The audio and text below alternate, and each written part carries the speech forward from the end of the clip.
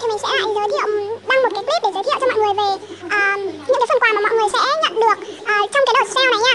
Đến ngày 9 tháng 9 năm 2017 thì mình sẽ không sale nữa nha, và tất cả những slam sẽ trở về như cũ, còn các phần quà thì sẽ vẫn như thế nha. Đầu tiên thì sẽ là mọi người sẽ được tặng một chai dung dịch rửa miệng như thế này. Chai này đầy luôn nha mọi người, đây dung dịch rửa miệng pha loãng với nước. Tiếp theo đó thì phần quà dành cho bạn mua slam của shop Vân Anh Phạm đầu tiên sẽ là một lọ thủy tinh nha mọi người, một lọ hộp đựng slam bằng sứ. Đây mọi người, mình sẽ một hũ này mình sẽ mở ra nha. Khá rộng nha mọi người, là size S của các loại slam đó. Mình hay đựng size S ở trong lọ này. Rồi, ok, video của mình đến đây hết rồi. Bye bye mọi người, chúc mọi người có một ngày vui vẻ. Bye. Đừng quên like, share và sub để ủng hộ bọn mình nha.